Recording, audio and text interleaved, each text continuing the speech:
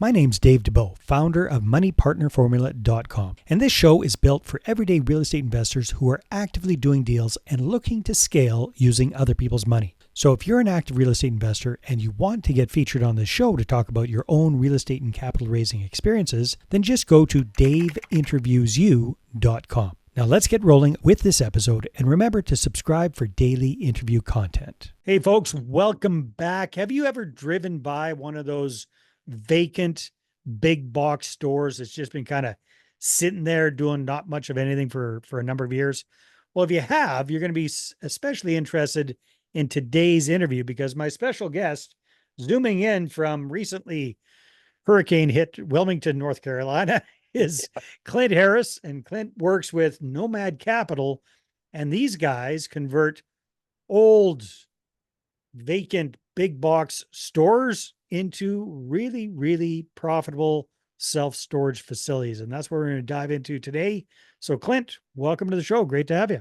Thank you. Great to be here. Like you said, a little touch and go for a little bit, but we're in the clear, and I'm happy to connect with you and have a chance to talk today. Well, you're looking good. You're sounding good. Nobody would know a hurricane just went through. So Thank you. Hey, so Clint, let's kind of walk through this whole thing and maybe give us a snapshot of what you and your company look like right now, as far as, assets under management, number of facilities, number of units, how much of this is the self-storage, how much is other stuff. What does the business look like today? So I'm Clint Harris. I'm one of the 4 general partners. We've got 16 employees in Nomad Capital. We just started syndication in 2021. My partners are a father and son team of Eric and Levi Hemingway that started building their first self-storage in 2006 and then started doing conversions, small ones in 2016, 17, 19. It was kind of all culminating up to where we are now. So we bought our first Kmart in 2021 and converted it, and that kind of started where we're rolling. We've got a dozen facilities right now. So over the last 3.5 years of syndication, we've done 2 Kmarts, 3 warehouses, a couple textile mills, old soda bottling facility, a grocery store. We got 2 more textile warehouses under construction right now. We got 2 more, an old boot factory and an old carpet factory under contract right now. So we're currently sitting at $150 million in assets under management.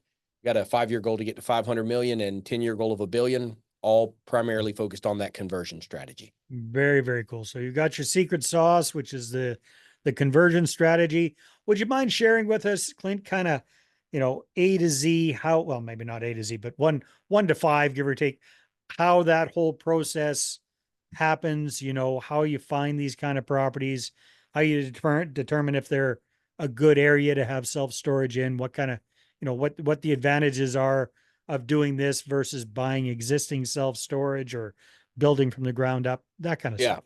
That's a great question. That's kind of the whole snapshot. So first of all, let's talk about why it works, right? Let's think about an old Kmart building. Well, they got put out of business by Amazon and Walmart, but at one point in time, there was 2,000 of them across the country. And if you think about an individual community, there's a reason why that community would drive to that location to buy their home goods. There's typically really great residential density in a 1, 3, 5, and 7 mile radius. They're a large employer for the community, great vehicle traffic count, great visibility, usually on an important corner in that town. Yeah. And even though they're out of business, it still makes sense for those same people to drive back to that same location and sometimes pay us to put the same stuff right back inside of it. So it's just the crap they bought at Kmart. I know, right? 12 we years walked ago. into one, so they have mesh across the top. And one time we were up on the mezzanine looking down and there was a Kmart bag in one of them. I was like, you gotta be kidding me. The irony, right? So it's an inverse flow in this little micro economy in these towns. So because of that, the buildings work.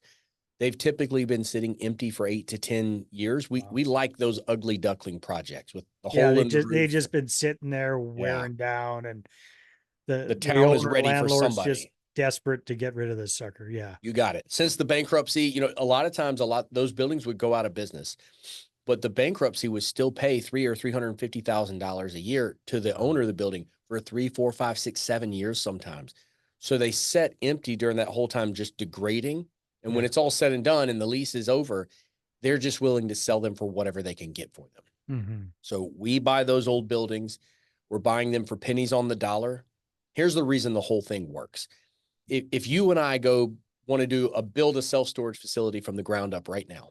In my market with the current material cost, it's going to cost around $120 a square foot for the construction, plus the cost of the land.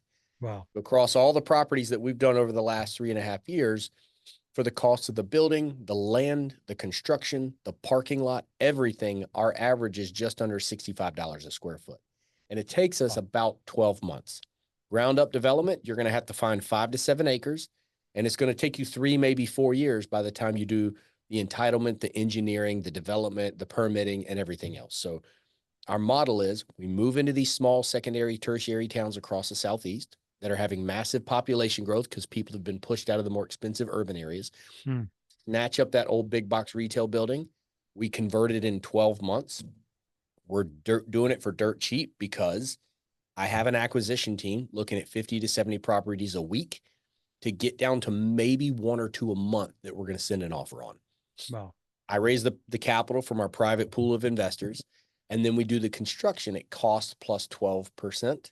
And then we have in-house property management at 5%, meaning we don't pay retail costs for the building, for the construction, or the management.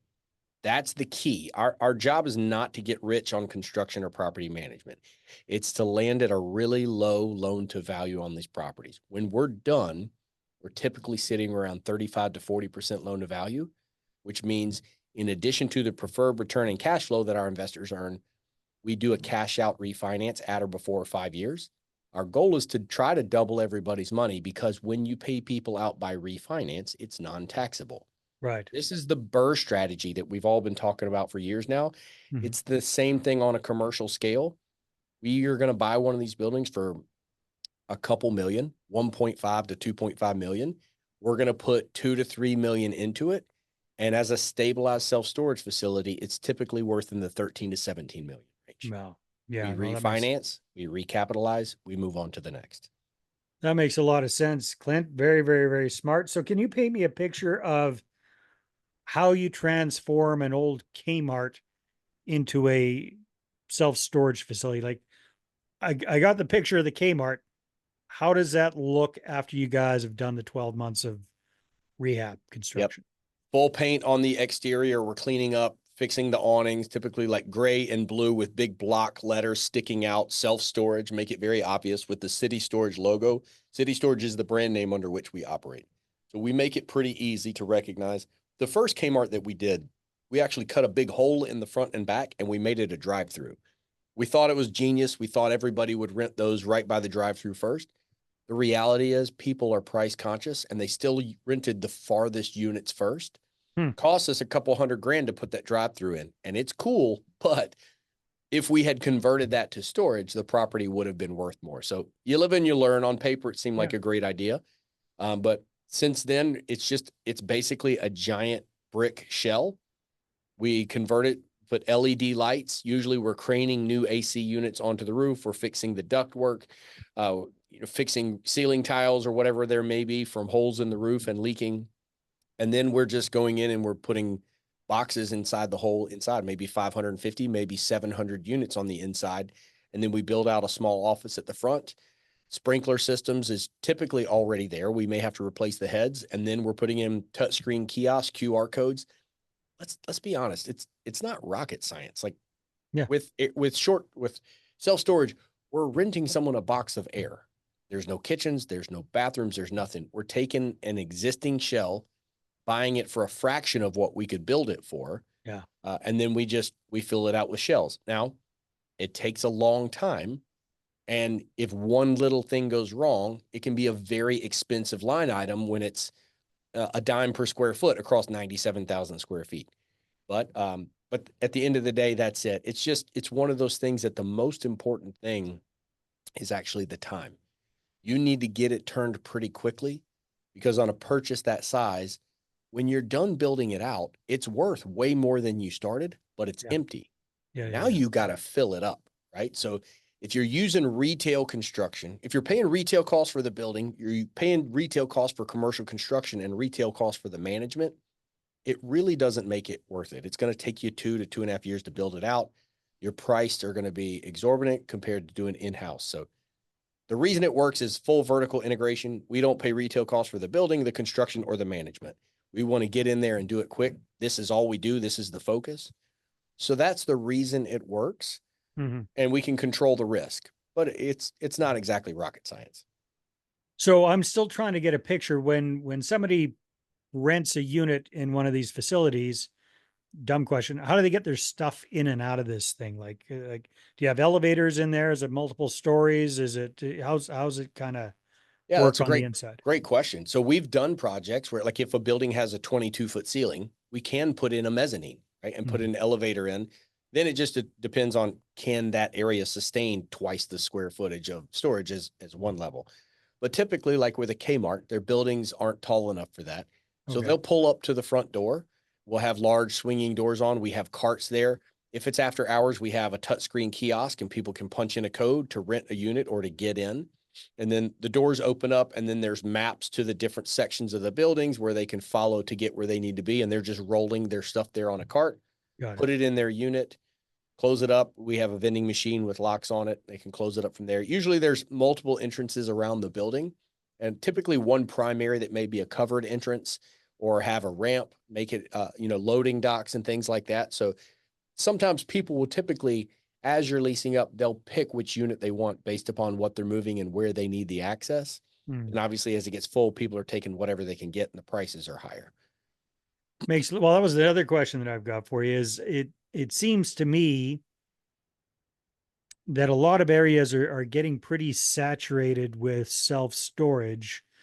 Are you running up with a challenge with that, or because you guys are able to get in so relatively speaking inexpensively versus somebody starting from scratch, are you able to kind of go in and undercut the existing competition to grab a market share, or how do you fill these suckers up?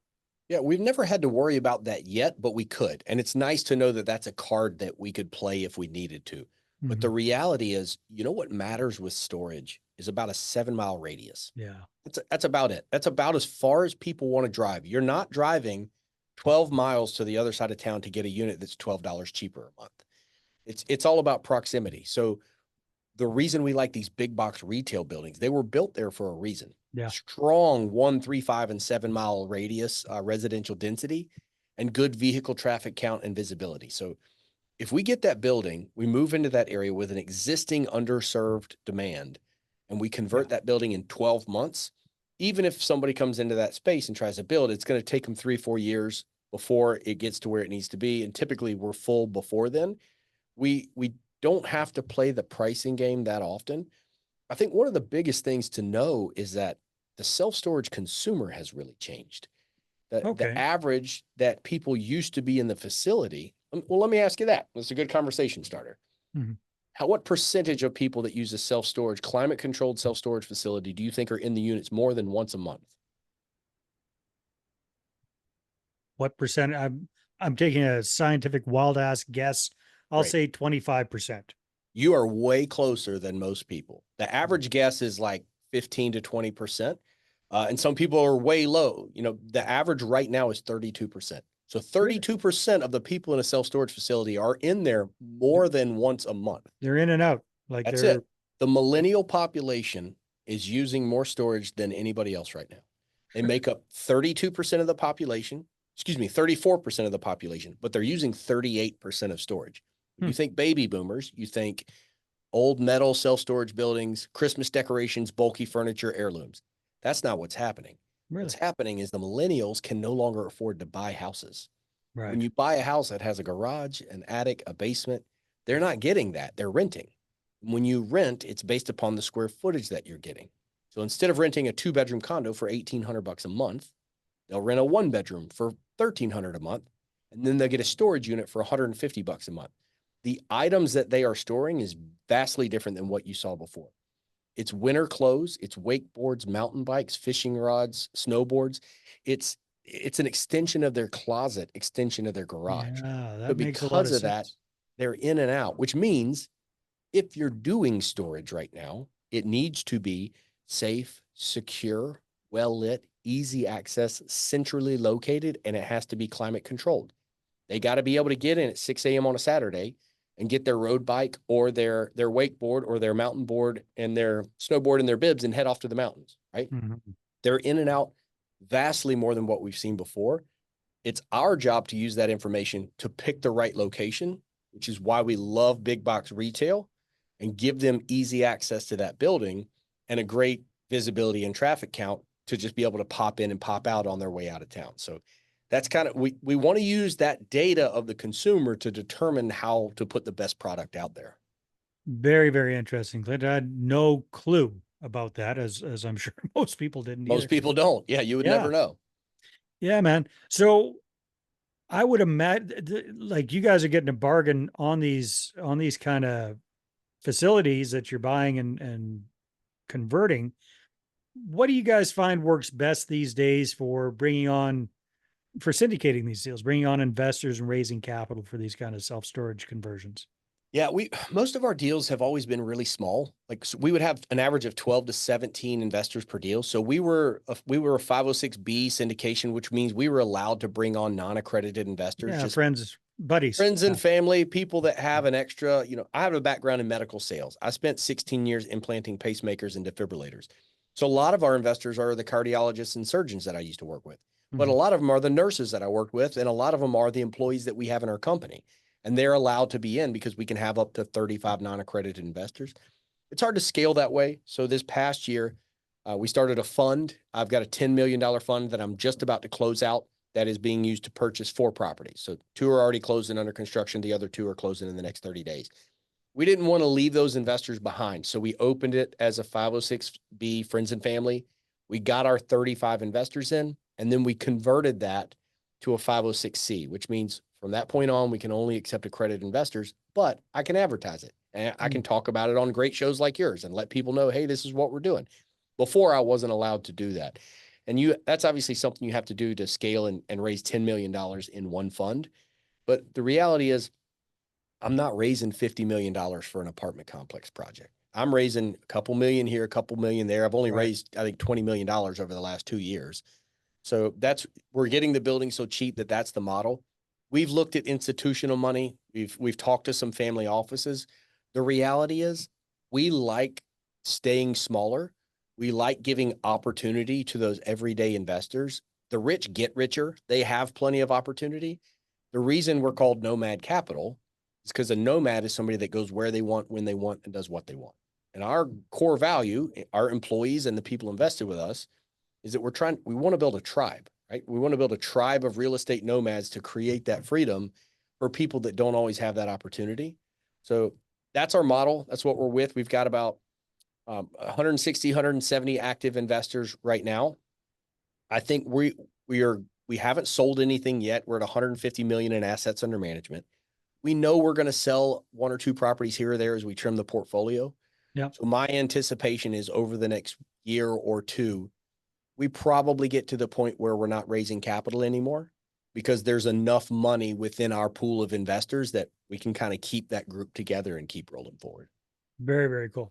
Awesome, Clint. Well, if people want to connect with you and find out more about what you and Nomad are up to, where should they go? The best way to connect is just through our website. We've got some videos on there, or you can connect with me through there, and that's nomadcapital.us. Perfect. Well, thank you very much for your insights. I love the model that you guys are following. I really like the fact that you're just focused.